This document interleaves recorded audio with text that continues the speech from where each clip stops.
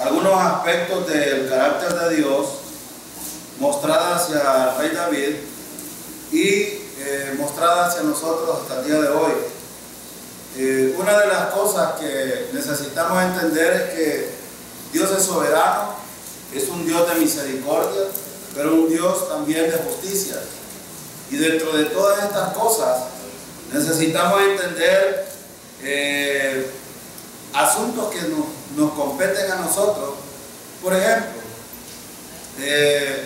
una de las promesas que Dios ha dado a través de la historia y que lo hemos visto en el pueblo de Israel y aún entre nosotros, es reconocer que Dios es fiel a lo que Él ha dicho.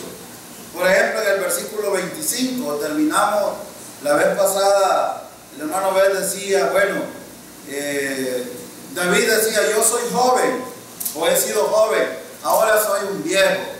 Es decir, él hacía un contraste entre la vida que había llevado y estaba dando testimonio de la fidelidad de Dios. Y dice, pero no he visto a un justo desamparado. Esto es importante, hermano. Nosotros no estamos desamparados, no estamos solos. Eso es lo que quiere decir el versículo. Estamos respaldados, protegidos, estamos bajo los cuidados del Señor. Y es más, este mismo versículo dice, ni a su descendencia mendigar pan. Es decir, estamos cubiertos por el Señor, hermanos, totalmente. Y esto es algo que no debemos de olvidar los creyentes. Ahora, dice el 26, que Dios tiene compasión todo el tiempo. Esto me gusta, ¿saben por qué? Porque a pesar de lo infieles que nosotros somos, porque allá afuera le venden a la gente que por pecador, que por aquí, que por allá. Y en el instituto hemos estado estudiando que el pecado ya no tiene absolutamente nada que ver con nosotros. Los creyentes y la gente de afuera no tienen ningún problema ante Dios con el pecado. El problema de la gente es su incredulidad. Y aún habiendo sido justificado, habiendo sido perdonado, habiendo sido salvo, hay muchos de los creyentes que nos convertimos en incrédulos. Y como oía a este pastor Miguel Núñez, que yo lo estoy revisando seguido, este hombre decía, ¿cómo es posible que dentro de los creyentes hayan ateos? Y usted puede decir, ¿será cierto esto, hermano, que hay ateos en la iglesia? Sí. No está diciendo ateos inconversos, él está hablando de gente incrédula, de gente que viendo todas las proezas de Dios en la historia, aún así siguen dependiendo de sí mismos y creyendo que las capacidades de ellos son suficientes para la vida cristiana. Y no es verdad. En el versículo 26 dice, en todo tiempo tiene compasión y presta, y su descendencia es para bendición. Entonces vamos a empezar aquí en el versículo 26 para tener un panorama. Una de las cosas que necesitamos aprender, hermanos, que la misericordia de Dios es mostrada a través de estos pasajes. Ahora la pregunta, ¿cuál es el alcance de la misericordia de Dios? Porque una cosa puede ser lo que leemos en la palabra y otra cosa es lo que yo creo de la palabra. Si aquí el alcance, hermano, ¿para quiénes es? Miren en el versículo 26, en todo tiempo tiene compasión. En primer lugar, dice, tiene compasión. Esta palabra es misericordia también. Porque usted tiene Reina Valera, la Reina Valera es misericordia, pero es lo mismo. Es decir, es Dios mostrando, a pesar de que no lo merecemos, su amor, su misericordia, su cuidado. Y póngale quizás todas las cosas que Dios ha hecho por cada uno de nosotros. Y no solo eso, y dice el versículo, presta. ¿Y qué es esto de prestar? Mire lo que dice. En todo tiempo tiene compasión y presta. Ustedes bien claro entienden, bueno, nosotros entendemos esta palabra de prestar, ¿verdad? ¿La entendemos o no la entendemos? Claro. ¿Qué es prestar, hermano? ¿Qué? Ajá. Es decir, aquí hay un asunto de reciprocidad. Hay alguien que da, pero necesita también el regreso, el retorno. Ahora, ustedes pueden decir, ¿qué demanda Dios de un creyente? Porque vamos a hablar de los creyentes en este versículo. Después vamos a hablar de los impíos en relación al creyente. Es decir, en este capítulo 37, el escritor ha estado haciendo una distinción entre los impíos y el carácter de un creyente. Ahora, vemos aquí en el versículo 26 el carácter de Dios. Él es bondadoso, Él es misericordioso, Él presta. Cuando usted, hermano, y quiero aclarar un asunto, si usted tiene aquel concepto de que lo que usted ahora disfruta, sea un carro, una casa, sus hijos, etcétera, etcétera, eso déjeme decirle que Dios se lo ha prestado. Es un préstamo. Pero ese préstamo tiene una responsabilidad, demanda responsabilidad. A veces nosotros creemos que, por ejemplo, ¿qué dice en la Biblia acerca de los hijos? ¿Qué son? Herencia. Y una herencia es para derrocharla, despilfarrarla o para cuidarla, protegerla, conducirla. ¿Para qué es? Y hacerla prosperar. Porque si Dios me ha dado algo y no viene el regreso hacia Dios, entonces ¿qué he hecho yo con esa herencia? La he malgastado. Ojo, cuando nosotros hablamos de esto, vamos a volver un poco al tema de la familia, al tema del servicio y al tema de otras cosas. La familia es importante entender el diseño de Dios. Dios tiene un diseño bien estipulado y aunque nos guste o no nos guste, algunas cosas Dios es vertical, es radical en estos asuntos. Ahora hemos estado hablando en el instituto el problema por qué Dios tuvo que declarar a la mujer que debía de someterse al hombre. Pero no solo esto, el hombre tiene responsabilidades en el hogar, claro que sí. ¿Y saben qué? Por las malas decisiones y por las consecuencias que trae, que la mujer toma autoridad y toma el papel y el rol que no le compete, que debe de ser el hombre va a entregar cuentas de esto. Ahora, esto es importante. Cuando el escritor estaba hablando de estos asuntos, a veces nosotros podemos decir, Dios es bondadoso, es misericordioso, presta, y que gracias Señor que me has prestado, pero ¿dónde está tu responsabilidad? Esto es bien importante, hermano, y necesitamos entenderlo. Dentro de la iglesia, por ejemplo, ¿a quién ustedes creen que les va a demandar más Dios? A nosotros. A nosotros los que enseñamos. Los que son maestros de escuela bíblica, Dios les va a demandar. Si están enseñando mal, les va a demandar. Y si están enseñando bien, Dios los va a premiar por eso. El hermano Aníbal ayer decía y hablaba acerca de los ministerios en el culto de oración. Y decía, desde que el que barre y saca la basura hasta el que predica. Hermanos, todos tenemos responsabilidad. Y si Dios nos ha prestado muchas cosas. Desde que nos levantamos en la mañana, ¿qué nos prestó el Señor, hermano? La vida, porque a Él le pertenece.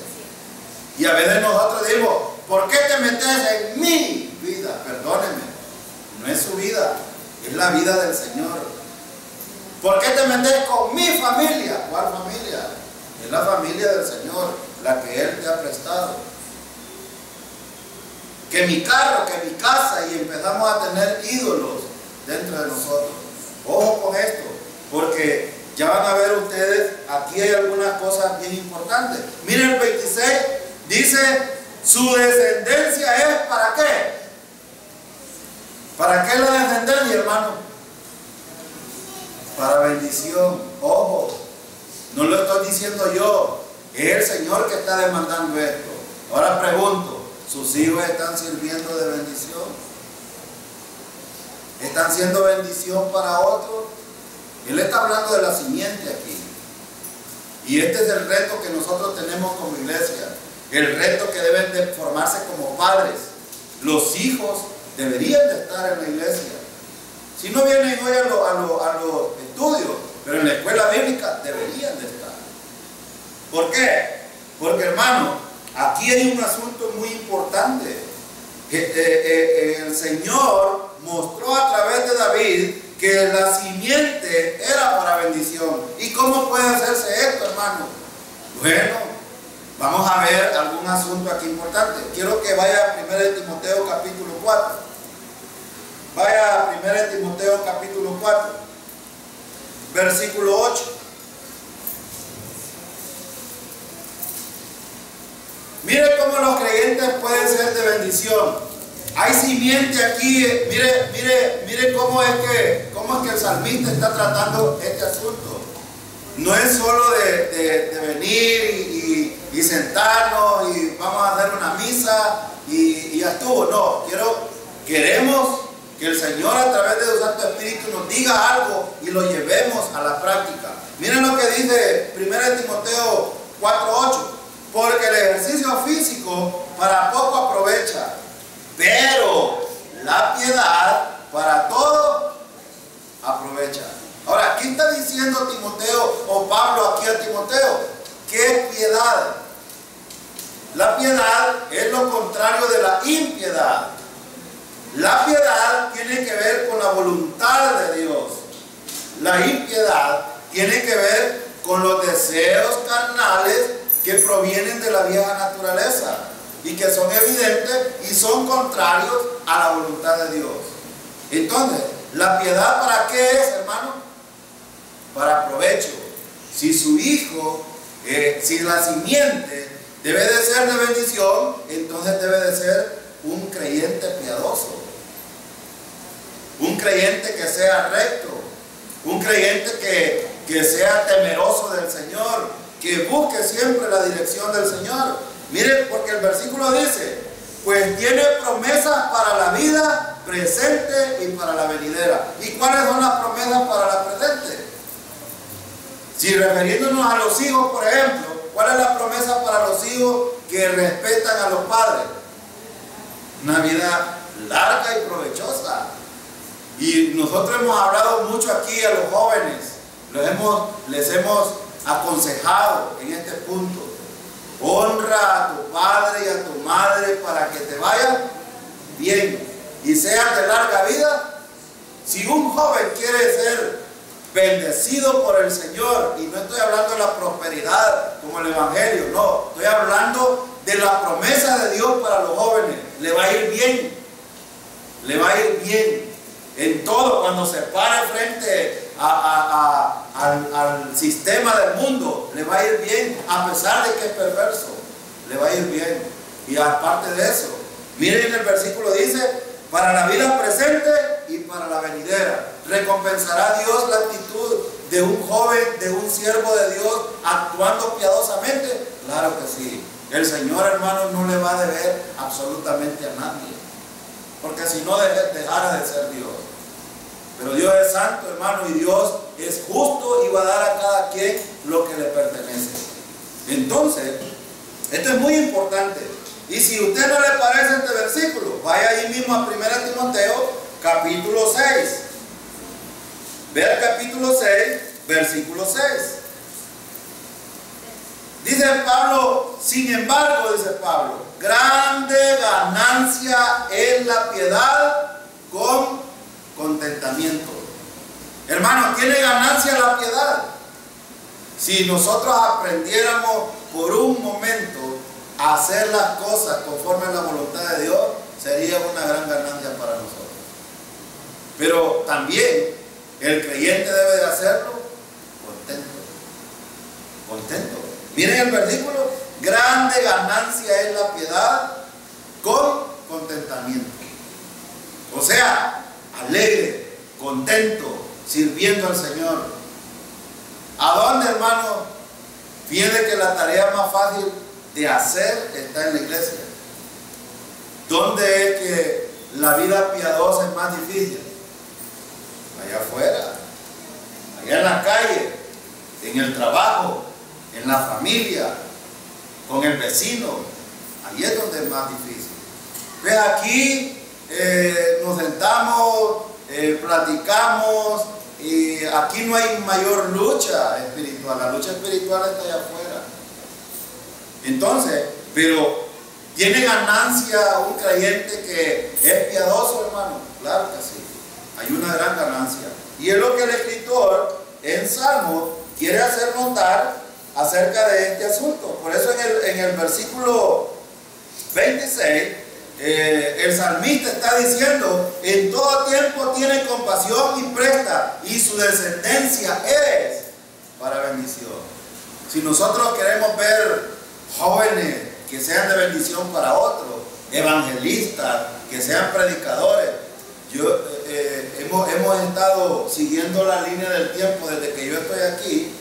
Ningún otro joven se ha levantado a tomar liderazgo dentro de la iglesia en algunos ministerios de peso. Y estoy diciendo ministerios de peso, por ejemplo, en la enseñanza. No hemos visto ninguno. Yo no he visto ningún otro que diga, bueno, creo que, no sé si es que el Señor no le ha dado ese don a ninguno de los que están en la iglesia. No lo sé. Porque también habría que ver esto, porque no es por antojo, es por llamamiento del Señor. Pero por ejemplo, nuestros jóvenes se están casando, están sentados en la silla y no los vemos teniendo esto que dice la bendición para los demás. Ahora, como padre de familia, yo me preguntaría, y bueno, ¿y mi hijo en qué quiere servir de beneficio para otro? ¿En qué? Ahora, para llegar a esto, hermano, necesitamos hacer dos cosas importantes, o tres cosas. Número uno, orar al Señor. Necesitamos seguir orando insistentemente al Señor para que Él nos dé la dirección correcta que necesitamos en la familia, en el trabajo, en los ministerios. Necesitamos orar por esto. Número dos, necesitamos tener círculos de estudio familiares. No nos olvidemos que a veces los padres agarran la Biblia, se vienen con los hijos aquí a la iglesia, pero durante la semana no se volvió a tocar la Biblia. Hay una gran responsabilidad de los padres. Recuerden, padres son sacerdotes del hogar y Dios les va a demandar un día. Y si usted quiere ver a su hijo siendo bendición, no solo es a través de estos estudios, es a través también de la práctica del sacerdocio en el hogar. Esto es muy importante y no debemos descuidar estas partes también. Y número tres, la responsabilidad de que estén en los estudios. Es muy importante. Hablábamos en el instituto que allá afuera, por ejemplo, le llaman pecado que la pelota, que la caja del diablo, que el pantalón pecador, que la ropa, etc. La gente le llama pecado a eso. Pero ¿qué pasaría, hermano, que tenemos una reunión en la iglesia y su hijo mejor anda pegándole la pelota allá? Eso sí es pecado. Que anda mejor visitando a la novia, pudiéndolo hacer en otro tiempo, o anda haciendo otras cosas. Ojo con esto, porque a veces ustedes, muchos creo yo, muchos de los padres, en la casa los hijos son una cosa, pero afuera son otras. Y esto lo ve uno, lo ve, eso se puede ver, se nota. Entonces, esto es muy importante. Si queremos tener frutos de piedad en las generaciones, necesitamos tener una responsabilidad, porque Dios un día va a demandar de esto. Versículo 27, vamos a ver otro asunto. ¿Qué demanda Dios, hermano? Bueno, fíjense que Dios va a mostrar su rectitud a través de este versículo. Versículo 27, miren, versículo 27 y 28. Dios dice una cosa, exhorta y propone. Oiga oigan este versículo, Él exhorta, pero también propone. Miren el versículo 27, apártate. Esta es una exhortación. ¿A quién, hermano, le está diciendo esto? Si queremos tener vida piadosa, necesitamos apartarnos del mal. Y no voy a detenerme a hablar de qué es lo malo, hermano, porque yo creo que a estas alturas la iglesia ya entiende qué es lo malo. Pero podría haber algo que los creyentes estamos llamándole malo a lo bueno y bueno a lo malo. Podría ser. Y podría ser que en la iglesia hay gente que está pensando así también. Y no estoy hablando de la iglesia bautista en Maús como tal, no como denominación, no. Estoy hablando de la iglesia en general. La iglesia que Cristo compró con su sangre. Hay mucha gente que está pensando en las cosas buenas, malas, y las cosas malas, buenas. O sea, le están dando su propio, le están metiendo filosofía a la palabra del Señor. Pero aquí la exhortación es, apártate del mal y haz el bien. Y esta exhortación es para todos, hermano. Es para todos. No es solo para algunos. ¿O creen ustedes que el salmista está hablando exclusivamente para un grupo? Está hablando de todos los creyentes. Y miren el versículo también dice, ¿y cuál es la promesa? Porque Él exhorta y promete. Él dice, ¿y vivirás para cuánto tiempo? Ahora, esto pareciera que es una condición. Si yo hago lo bueno, porque algunos así dicen, si hago lo bueno, entonces Dios me va a tener para siempre. ¿Esto es lo que está diciendo el salmista? No. Aquí en este verso parece que también hay otro más que se puede usar como fundamento de lo que es la iglesia católica. Ah, sí. Cuando dice, apártate del mal, no cometas pecado. Ah, sí. Y haz buenas obras. Sí. Y vivirá para siempre en la vida eterna. Algunos. Es este versículo porque está en el tiempo de la ley. Sí, claro. Recordemos el contexto. El contexto era David, estaba en tiempo de la ley y de hecho los israelitas estaban obligados a someterse a la ley. Y no someterse a la ley estaba incurriendo en lo que estábamos hablando anteriormente acerca de lo malo. Pero aquí hay una recomendación. Y voy a aclarar un asunto contextual en nuestra época, porque como estamos hablando de la ley, pero vamos a contextualizarlo en nuestra época. Por ejemplo, ¿qué es hacer el bien, hermano? ¿Qué es hacer el bien? ¿Cuál es el primer bien que debe hacer una persona? ¿A qué le llamó Jesús bueno en el tiempo de la ley? Cuando Él vino y tuvo su ministerio, ¿cuál fue lo primero que le llamó bueno a Él? Hay una sola obra que el Padre acepta, dijo. ¿Y cuál fue esa? Que creyera en Él. Que creyera en Él. Esa es la primera buena obra que debe, porque algunos, como decía la hermana Araceli, los católicos basan estos versículos y los aplican de una manera rigurosa, tal que creen que por portarse bien, entonces Dios les va a dar la vida eterna. No, de hecho, aquí el salmista está haciendo un contexto entre el impío y el creyente, el justo. Y ese es el contraste que hay aquí. Ahora, ¿de quiénes está hablando el 27? ¿Del justo o del impío? Del justo. Está hablando de aquel que ha sido justificado, que ha sido declarado sin culpa delante del Señor. A ese le está recomendando David. Ahora, ya lo vamos a ver en el 28 en adelante. Fíjense, pero dice aquí, y vivirás para siempre, para siempre. Hermano, nosotros cuando creímos en el Señor, hicimos el primer bien de haber abrazado el Evangelio, de haber aceptado que el sacrificio de Cristo es suficiente. Fue lo mejor que pudimos haber hecho, la mejor decisión, creo yo. Pero de ahí para allá, hermano, ¿está garantizada la vida eterna o no? Correcto, está garantizada. ¿Vamos a vivir para siempre nosotros? El problema es que la gente, ¿a dónde enfoca para siempre? Aquí en la tierra. Y nosotros, hermanos, debemos de poner nuestra mirada aquí en la tierra, porque nosotros vamos de paso aquí. Y probablemente partamos por la muerte. Pero aún la muerte es la demostración de la misericordia de Dios. ¿Sabe por qué? El hermano Abel ponía un ejemplo aquí.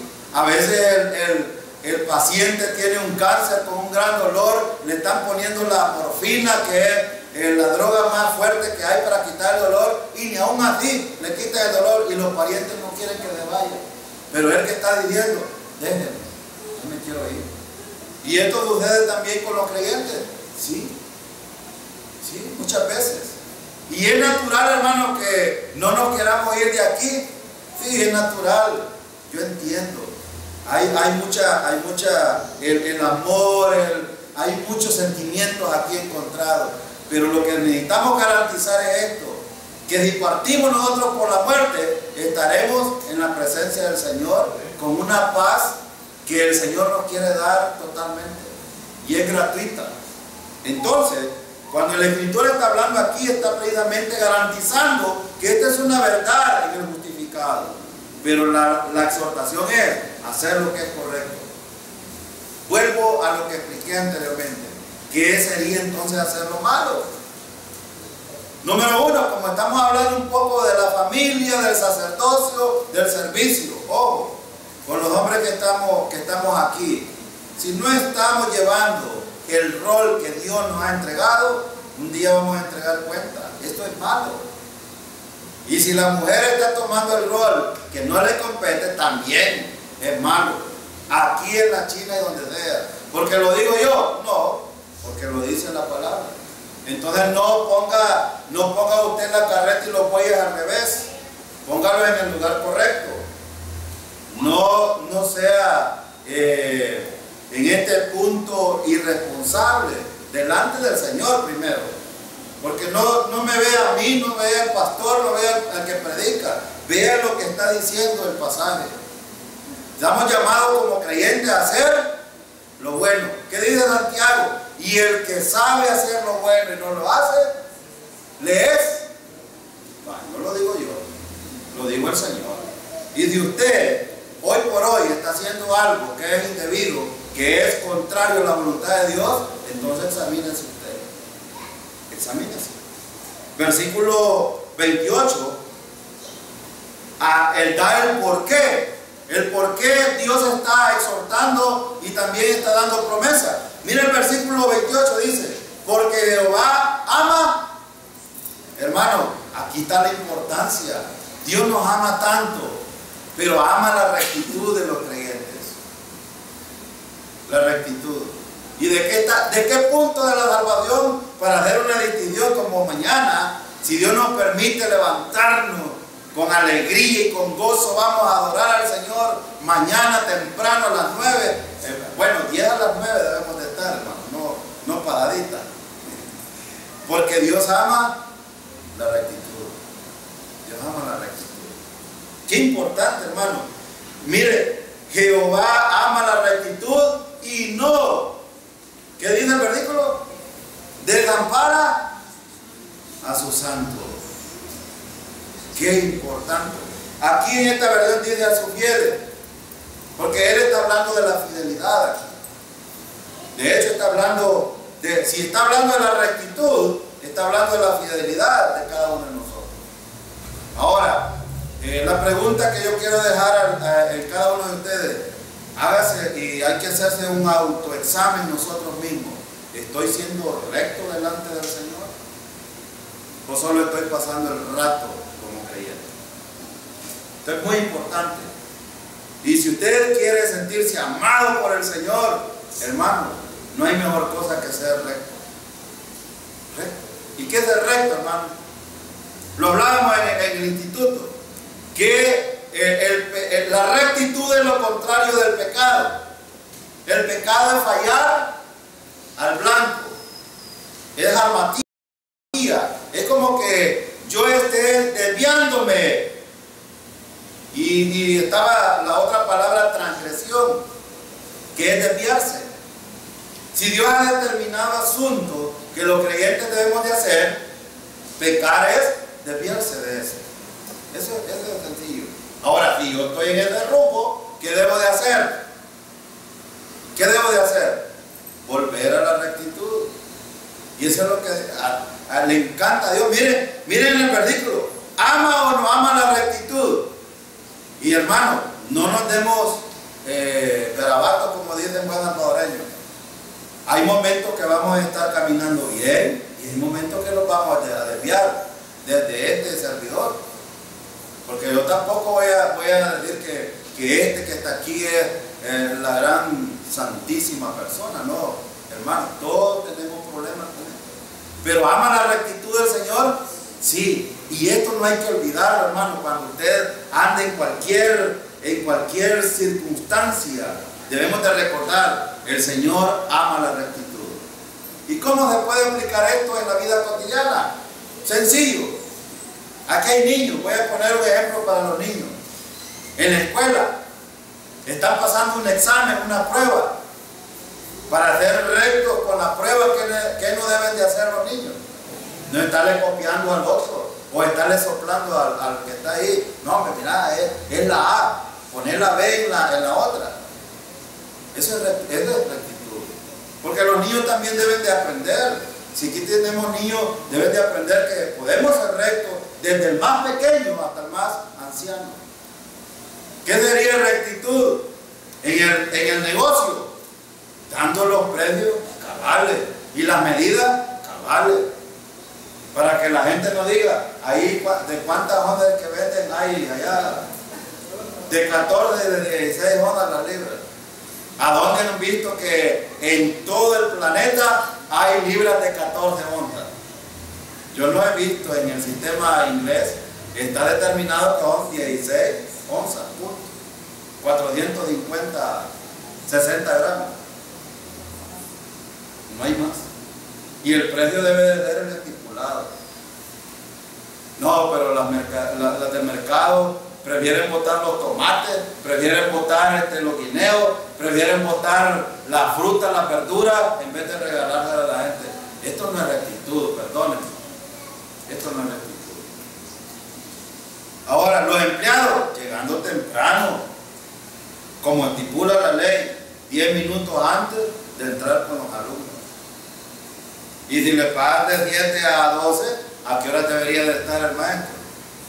O el empleado, o cualquier otro. Exactamente. Ayer yo me sentí avergonzado porque estuvimos en una reunión donde nos apretaron las tuercas que yo vine a comer como a las 4 de la tarde. Ahí está la hermana Lupita de testigo, que nos tocó una mujer un poco bárbara, pero como ella vive ahí cerquita, o sea, no podía ir a pie. Pero nosotros, mucha gente tenía que viajar. Lo que quiero decir es esto, que ella dice, yo antes de las 7 ya estaba aquí, y algunos directores iban llegando a las 8 de la mañana. Y yo me sentí avergonzado porque llegué 7:25. Y a mí siempre me gusta ser puntual, pero me sentí avergonzado por eso. Y con vergüenza se lo digo. Es que uno comete problemas. Si uno tiene un horario, dice, ¿a qué hora entran ustedes a las escuelas? Pues dice, tienen el horario de 7 a 12. Entonces, ¿por qué no vinieron a esa hora? ¿Ven? A veces uno comete estos errores, y se los digo yo. Ustedes pueden leer. Ahora, hermano, Dios ama la rectitud. Debemos de ser rectos nosotros en nuestro actuar. Y miren, ¿por qué, hermano? Aquí hay una promesa. Miren el versículo. Dios dice, porque Jehová ama la rectitud y no desampara ¿a quiénes? A los santos, a los fieles. Ojo, a los fieles. Cuando habla de los santos, no está hablando de un asunto práctico. Por eso yo decía, vamos a hacer la distinción de qué punto de la salvación está hablando aquí. ¿Justificación o santificación? Entonces es práctico. Es un asunto práctico para los creyentes. En nuestra vida cotidiana debemos de ser así. Y si somos así, de rectos delante del Señor, ¿qué va a hacer el Señor? Miren el versículo. No desampara a sus santos. Esta es una promesa. Ahora, hermano, Él ama la rectitud, no desampara a sus santos, pero también hace otra cosa. Miren el versículo que dice: para siempre serán guardados o apartados. ¿Qué dice esta expresión? Promete seguridad. Hermano, ¿estamos asegurados en las manos del Señor o no? Completamente, no lo tenga en duda, hermano. Estamos asegurados en las manos del Señor. Y esta es una verdad hoy por hoy para todos los creyentes. Ahora, algunos dicen, pero es que el Señor a mí no me ama. Es que miren, mis hijos, todos enfermos están y no los sanan. ¿Será realmente esto yo creo que es un insulto para el Señor? Cuando Él dice lo contrario. Él dice, para siempre y esa palabra para siempre, no sé si en tu Biblia no está, hermano, pero está en la Reina Valera como dice. ¿Y qué es para siempre, hermano? Entonces, hermano, desde el momento que, bueno, yo cuando estaba leyendo esto, me dio un poquito, tragué un poquito grueso, ¿saben por qué? Porque empecé a recordar mi vida pasada desde mi juventud. Un poquito después de los 6 años mis riñones se inflamaban, no tienen idea de ustedes, infecciones terribles. Mi espalda era unas pelotas así. ¿Y saben qué? El Señor me sanó. No volví a tener problemas de riñones yo. Y en el proceso, hoy tengo ya como 2 años que no me voy a chequear, pero cuando me hago los exámenes generales y todo eso, no hay ningún problema. ¿Qué significa eso? El Señor me sanó. Ahora, no era creyente, por supuesto, pero Dios estaba mostrando su misericordia ahí, porque Él sabía que en el tiempo este servidor iba a confiar en nuestro Redentor, el Mesías de Cristo. Y hasta el día de hoy, desde ese momento que fui engendrado en el vientre de mi madre, Él sabía esto, desde antes, Él ya lo sabía. ¿Y saben qué? Ahora entiendo yo cómo Dios nos tiene para siempre guardados. Qué bueno, hermano. Esto debe, ahora la pregunta es, ¿en qué debe de ayudarme a mí esto? ¿En qué? Número 1, en estar animado, hermano, en el Señor, en estar fortalecido en el Señor, en estar esperando y confiando en el Señor. ¿Puede usted confiar en alguien que no le muestre estas cosas?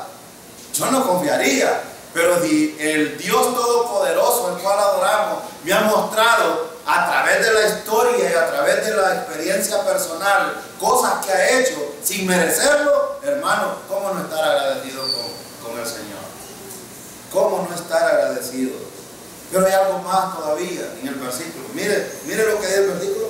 Pero la descendencia de los impíos, ¿qué dice? En esta versión dice, serán exterminados. ¿Ven la diferencia?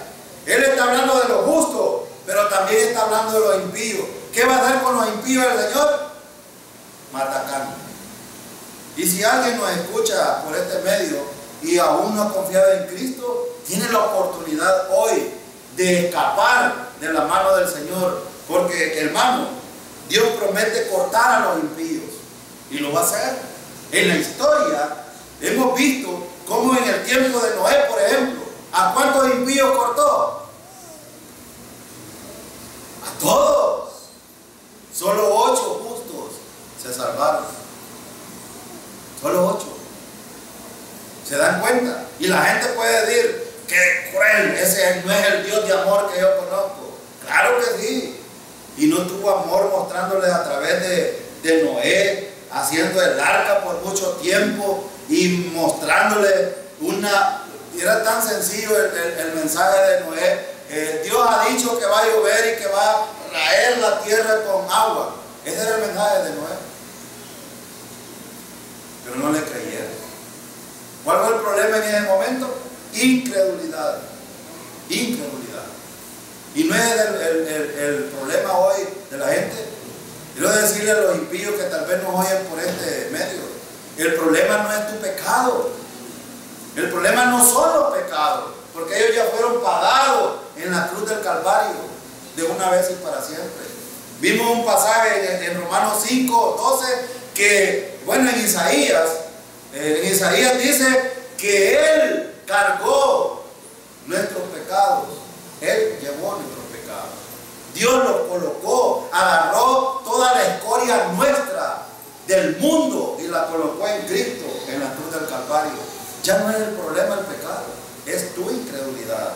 Si no quieres creer en Cristo como tu Salvador, estás perdido. Porque Dios promete, miren en el versículo dice, pero la descendencia de los impíos será exterminada. Esto es radical. Dios no va a tolerar a los impíos que actúan de esta manera impiadosa. Ahora, veamos otro aspecto. Versículo 29. La exhortación es fortalecida por la rectitud de Dios. Hermano, ¿es recto Dios o no? Claro que sí, Dios es recto. Y fíjense en el versículo 29. Los justos heredarán la tierra y vivirán para siempre sobre ella. Este era un mensaje para los judíos, precisamente. Ahora, pero los justos también nos abarca a nosotros, hermano.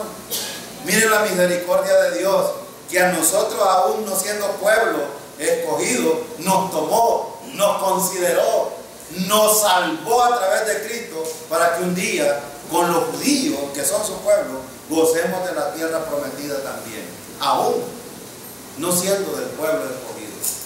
Y esta es una promesa. Miren el versículo, los justos. Aquí los justos no son los que deportan bien, los que no cometen pecado, los que hacen muchas obras. No está hablando de ellos, está hablando de los que han sido justificados y declarados sin culpa delante del Señor. Y ellos heredarán la tierra. Y no solo eso, vivirán ¿por cuánto tiempo? Ahora, hermano, y que nosotros no nos ha prometido el cielo el Señor. ¿Qué dice Juan capítulo 14? Para que donde yo esté, donde esté el Señor, hermano, nosotros vamos a estar juntos. Será en el cielo, ahí vamos a estar. Será en la tierra, ahí vamos a estar. En el reino milenial vamos a estar 1000 años con el Señor, hermano. Sí, gloria al Señor. No era para nosotros esta promesa, pero Él en su gracia y su misericordia nos permite que estemos en el reino milenial. Vamos a estar Dios, hermano, ahí. No, vamos a estar sirviendo al Señor. Yo le decía esto al hermano Freddy, ¿recuerdan ustedes? Algunos lo conocen, algunos no. El hermano Freddy me decía, hermano, ¿y qué vamos a estar haciendo en el reino milenial? Hermano, le decía yo, voy a ponerle un ejemplo. Imagínese que usted es un creyente aquí que sirve al Señor, que es íntegro en servir al Señor. Lo hace por gratitud, con alegría, y no lo hace con orgullo, sino que alaba al Señor por su gracia y por lo que Él ha hecho por usted. ¿Y sabe qué? El Señor en el tribunal de Cristo le va a recompensar. Y nos va a dar alguna corona. Y le digo, no, es que las coronas ahí no son coronas. Son galardones, son servicios para ponerlo al servicio del Señor y de los demás en el reino milenial. Es más, voy a poner un ejemplo. El Señor le prometió a los 12 apóstoles que iban a hacer ¿qué? En el reino milenial. Iban a ser jueces. Me dice. Entonces ellos, cada uno de los apóstoles va a juzgar a una tribu de Israel. Son 12 tribus, 12 apóstoles. A ellos les han sido encomendado eso. Pero van a haber gobernantes, hermanos, allá en el reino milenial. Claro que sí. A ver, gobernante. ¿Y qué tal el hermano Jorge siendo un presidente de una nación en el reino milenial? ¿Y qué tal, hermano, usted que no se calcula o no lo estima teniendo una posición de honor en el reino milenial, sirviendo al Señor? Pero qué tal algunos de nosotros lavando los servicios también de alguna cartera de Estado ahí, por no haber hecho nada. ¿Qué le parece? ¿Qué le parece, hermano? Vea que nos encantan las posiciones bonitas aquí. Pero el Señor les dijo, ¿sabe qué, mujer? Le dijo, no he dado a mí no me han dado la potestad de poner a uno a la derecha y a otro a la izquierda. Pero el que sirve aquí, allá va a tener buenos tratos. Yo lo estoy diciendo en buen salvadoreño, pero esto es muy importante. Ahora, entender esto es bien importante. Pero los impíos serán cortados. Y aquí, cuando algunos dicen, no, yo me conformo con solo entrar. Hermano, yo creo que una mente así es una mente depravada realmente. Porque cambia el orden del Señor. El Señor ha estado diciendo aquí dos cosas importantes. Número uno, debes de servir. Número dos, debes de hacer lo que es correcto. Número tres, debes de andar rectamente. ¿Y para qué? Para que el Señor te recompense en el futuro. Y eso es lo que está diciendo aquí. Ahora pregunto, ¿estar en la tierra prometida es una recompensa o es obra de la gracia y la misericordia del Señor? Es la misericordia del Señor, hermano. Nadie va a estar en el reino milenial, en el cielo, en la tierra que ha sido prometida, porque lo merece, porque se lo ha ganado. Vamos a estar ahí porque a Dios le plació en su gracia y su misericordia. Versículo 30. Versículo 30. Dice el versículo 30: la boca del justo expresará sabiduría y su lengua proferirá juicio. Miren qué importante es esto. El carácter del creyente que vemos aquí, ¿cuál debe de ser, hermano? Ojo, ¿cuáles son las cosas que no tolera el Señor según Proverbio? La lengua mentirosa, bueno, digámoslo en buen salvadoreño, los chambrosos, los perversos que por ellos matan a otros por la lengua larga que tenemos. Pero miren aquí, ¿cuál es la característica de un creyente, hermano? Según el estándar de Dios, la boca del justo expresará ¿qué? Ahora pregunto, ¿está siendo sabio? ¿Estamos siendo sabios para que los demás vean mi sabiduría? ¿O estamos poniendo en tela de juicio al Señor? Cada vez que nosotros somos mentirosos, somos soberbios, somos mal hablados, tenemos todo esto, ¿saben a quién ponemos en tela de juicio? El Señor. Porque ¿quién está diciendo esto? Es el Señor a través de David. Dice, la boca del justo expresará sabiduría. Y no solo eso, su lengua proferirá. Hermanos, debemos de ser justos con nuestra boca. Es bien importante esto. Es muy importante. Y por eso, aquí en el versículo 30 y 31 hay tres cosas. El creyente debe de ser sabio al hablar, debe de ser sabio al pensar, pero también sabio al actuar. Versículo 31. La ley de su Dios está en su corazón, por eso sus pasos no vacilarán. ¿Qué está diciendo el 31? Su caminar va a ser correcto. Muy importante, la ley de su Dios. Hermano, ¿cuál es el Dios que nosotros adoramos, pues? ¿Somos nosotros mismos? ¿O es el Dios verdadero, el todopoderoso, el que hizo la tierra, los cielos, lo que podemos ver y no ver, el que nos tiene hoy aquí con vida? ¿A ese es el que adoramos? Entonces, de Él es que debemos de dar testimonio nosotros y no dejarlo mal parado. ¿Qué siente usted cuando le cuenta algo a tu amiga y tu amiga se lo va a contar a otro y esto se corre? ¿Qué siente al final? ¿Qué siente? Se siente defraudado, ¿no es cierto? ¿Ustedes creen que el Señor nos defrauda? Si no fuera por el grande amor que nos tiene y la misericordia que permanece. A mí me gusta que el salmo que dice, y que para siempre es su misericordia, y que para siempre, y lo repite. ¿Saben por qué lo repite?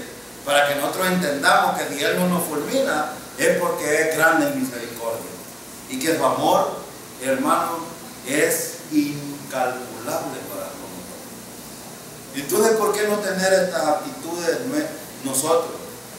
Sabiduría el actuar, sabiduría al hablar, sabiduría al pensar. Esto es muy importante. Ojo, hermano, esto es aplicable. ¿Podemos lograrlo? Claro que sí se puede. ¿En nuestra fuerza podemos? No, hermano, no nos engañemos. La competencia proviene del Señor. A Él es que necesitamos buscar para poder hacer esto. Entonces aquí se describe el carácter de Dios. El carácter de los justos respecto a los elementos, pensamientos, palabras, acciones. Esto es muy importante. Ahora, vamos a ver otra cosa en el versículo 32 y 33. Los deseos perversos de los impíos. Vamos a hablar un poco de los impíos ahora. Miren el impío, hermano, qué es lo que hace. En primer lugar, ¿qué hacen los impíos? Acechan, matan al justo. Pero ¿qué va a hacer Dios con ellos? Miren el versículo 32 dice: el impío acecha al justo y procura matarlo. Esto es despertar, hermano. Miren, los impíos van a tratar de hacer cualquier cosa con ustedes. Pero miren lo que dice el versículo 33. Jehová no lo dejará caer en su mano, ni dejará que lo condenen cuando sea. Ahora, oiga, hermano, esta palabra. Oiga, esto es muy importante. Jehová no lo dejará caer en su mano. ¿En la mano de quién? Gloria a Dios, hermano. Estamos en un mundo tan perverso que usted puede tener miedo de salir de su casa y cualquier cosa, pero es una promesa esta. Claro que sí. Claro, el Señor no dejará, hermano, que uno de nosotros tropiece con uno de los impíos perversos que lo acechan y que lo quieren matar. Y no solo eso, mira el versículo: ni dejará que lo condenen cuando sea juzgado. Ahora quiero aclarar un asunto aquí, porque algunos,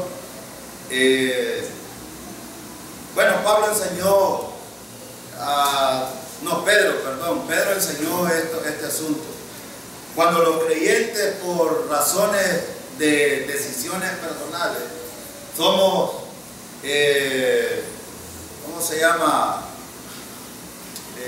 sufrimos. Él está hablando del sufrimiento. Nosotros podemos sufrir de dos maneras. La manera que es, sufrimiento inmerecido, y el sufrimiento merecido. Ahora, el que actúa perversamente, el que hace cosas perversas como creyente, pues debe de sufrir como perverso. Pero si es justo, como dice aquí, ha sido, ¿de qué hemos estado hablando anteriormente? De un creyente que hace las cosas correctas, que anda bien, que el Señor es su enfoque, que de eso estamos hablando. Un creyente que anda así, ¿qué dice el Señor que va a hacer? No va a ser juzgado. No va a ser juzgado. No va a ser condenado cuando lo juzguen. Sí va a ser juzgado, pero no condenado. Y esta es una verdad hoy por hoy que usted debe de llevársela. Ahora, es muy importante esto. Dios nos lo permite. ¿Por qué, hermano? ¿Por qué? ¿Por qué está diciendo esto Dios aquí? Por su carácter. ¿Cuál es su carácter, hermano? ¿Es fiel o no es fiel el Señor? Si Él lo ha prometido, Él lo va a hacer. Y yo solo debo de creerlo. Versículo 34. Miren lo que dice. Ahora viene la recomendación de Dios para el creyente. ¿Qué debe de hacer el creyente, hermano? Mira el versículo: espera en Jehová y guarda. Hay dos cosas importantes. Número uno, confianza en el Señor. Número dos, guardar su camino. ¿Qué es guardar su camino, hermano? Es lo que hemos estado hablando anteriormente. Actuar bien, ser un hombre piadoso, una mujer piadosa. Ya estoy como los políticos, ellas y ellos. Y saben que en la Real Academia no existe eso. Pero como los políticos, banda Pignato le ha dado la tarea de estar haciendo estas cosas por elevar el ego de las mujeres.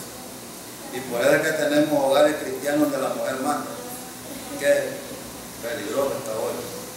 Bueno, espera en Jehová. Espera en Jehová. ¿Qué es esperar, hermano? ¿Qué es esperar? Es confianza. Confianza, dependencia, es tener fe en el Señor y seguir caminando en dependencia del Señor, haciendo las cosas correctas. Miren el versículo. ¿A cuánto les gusta que los engrandezcan, hermano? ¿A cuánto? A todos nos encanta. Humanamente nos encanta. Pero si somos de este porte como creyentes, miren lo que es el versículo. Él te exaltará para heredar la tierra. Está hablando de los judíos, precisamente. Pero hermano, hay un principio que yo he aprendido a través de los estudios bíblicos en mi vida cristiana. Es que es este. Hay dos principios, mejor dicho. Si somos orgullosos, el Señor nos humilla. Pero si nos humillamos, ¿el Señor qué hace? ¿Y quién enseñó esto en el Nuevo Testamento? Pedro. Humillados bajo la poderosa mano del Señor. ¿Para qué? Para que Él los exalte cuando fuera el tiempo. ¿Y saben cuándo va a hacer eso? En el tribunal de Cristo. En el tribunal de Cristo el Señor, muy bien, hiciste lo que debiste hacer. Ahora, gracias al Señor que vamos a estar. Yo me imagino a uno bueno, en el tribunal de Cristo van a haber sorpresas. Y también en el gran trono blanco van a haber sorpresas. Y yo comparto la opinión del hermano Obed. Él dice, yo quiero estar ahí. ¿Y qué vamos a estar? No vamos a estar como jueces, pero sí vamos a estar como expectantes de esto. En el gran trono blanco, en el tribunal de Cristo, es cara a cara cada uno de nosotros con el Señor. Cada uno de nosotros con el Señor. En el gran trono blanco no. La iglesia, todos los santos salvados van a estar detrás del Señor, el juez justo, juzgando a todos. ¿Y saben qué? Ahí van a salir algunos diciendo, pero Señor, yo hice estas cosas en tu nombre, y bueno, Mateo 7, ya lo hemos estudiado. Pero el Señor les va a decir, apartados de mí, hacedores de maldad, no los conozco. No los conozco. Ahora, hay gente que hace cosas que parecen buenas hoy, pero que delante del Señor son malas. Hagamos cosas buenas, hermanos, pero que para el Señor son buenas. Hagamos, en otras palabras, hagamos lo bueno que el Señor quiere que nosotros hagamos. ¿Y sabe qué? El Señor lo va a exaltar, lo va a poner en la tierra. Y cuando los impíos sean destruidos, ¿saben qué? Miren el versículo. Por eso comentaba lo que el hermano Obed dijo la vez pasada. Miren el versículo, véanlo, dice, cuando los impíos sean destruidos, tú. Entonces no estamos hablando mentira. ¿Vamos a estar en el gran trono blanco? Claro que sí. ¿Y qué vamos a ver? Los impíos destruidos. Nosotros no quisiéramos, bueno, el Señor quiere que toda la gente sea salva y que se arrepienta de la manera de pensar en cómo se salva. Y aún las iglesias que están llenas creyendo que se salvan por sus obras, apartando el sacrificio de Cristo, creyendo de que se salvan porque se han bautizado, porque sirven en la iglesia, porque hacen muchas cosas. Perdónenme, pero nuestro Redentor pagó el precio totalmente en la cruz del Calvario. No hay nada más que hacer por los pecados. Y si alguien lo cree, va a estar con nosotros compartiendo esto, porque nosotros hemos creído que eso es suficiente para nuestra salvación. Versículo 35. Dice David, bueno, dice el Señor, yo he visto al impío enaltecido, que se levanta como un cedro del Líbano. ¿Saben cómo? Miren la comparación. Un cedro del Líbano, hermano, esos árboles son hermosos, robustos, y bueno, allá en Jerusalén o en Israel, los cedros que estaban ahí ya se los acabaron, porque como la gente va y arranca rajitas y todo eso. Pero lamentablemente, miren la comparación. Dice, yo he visto al impío enaltecido que se levanta como un cedro del Líbano. Pero el 36 dice, pero pasó y ya no apareció. Lo busqué y no fue hallado. ¿Qué quiere decir con esto? Dice, Dios es recto y fiel. Dios se encarga de hacer justicia.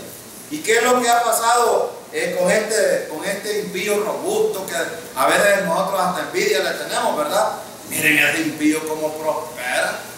Sí, pero ¿qué va a pasar al final? Va a ser cortado. Versículo 37, porque quiero terminar esto. 37. Considera, aquí hay una recomendación importante, hermano. Considera a quién, al íntegro, y mira al justo, que la posteridad de ese hombre es. Qué importante esto. Hay dos cosas que Dios promete aquí: paz y esperanza. ¿Quién es la posteridad, hermano? ¿Quién es la posteridad? La vida futura, lo que viene, hermano. No nos ha sido prometido a nosotros paz y esperanza en el futuro. Bueno, aquí está una promesa. Considera al íntegro y mira al justo, que la posteridad de ese hombre es paz. En la Reina Valera dice las dos palabras, esperanza.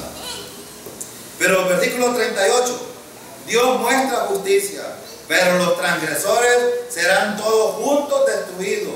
La posteridad de los impíos será. ¿Saben cómo dice en esta versión? Ahí dice extinguida, aquí dice eliminada, y es la misma idea. Eliminada. Hermano, ¿qué quiere decir para nosotros esto en el futuro? Habrá problemas cuando ya estemos en el cielo nuevo y la tierra nueva, hermano, con él. Miren qué importante de lo que Dios está diciendo. Ya no habrá problemas. ¿Quién nos dice esto? Que tendremos, ya no habrá llanto, dolor, ni muerte, ni angustia, desesperación. Ya no habrá nada de eso. Tendremos paz y seguridad en el Señor. Versículos 39 y 40. Y termino. La salvación de los justos proviene ¿de dónde? Yo no sé quién se lo ha inventado, que la salvación la puede ganar cada uno de los pecadores. No sé de dónde lo sacan. Pero el versículo es bien claro. La salvación de los justos proviene porque ¿quién declara justo a un culpable? Es el juez, Dios Todopoderoso, Yahvé de los ejércitos. Él nos declara inocentes. Ahora, Él es su fortaleza en el tiempo. Hermano, si usted quiere fortalecerse en el Señor, es Él la fortaleza. La esencia de quién es Él es el que nos fortalece a nosotros en la angustia. 40. Jehová les ayudará y los librará. Hermanos, estas promesas, miren, agarremos, aprendamos un poco. Jehová nos ayuda el Señor, hermano. Nos libra el Señor, hermano. Él está diciendo en sus palabras, no lo digo yo. Les librará de los impíos.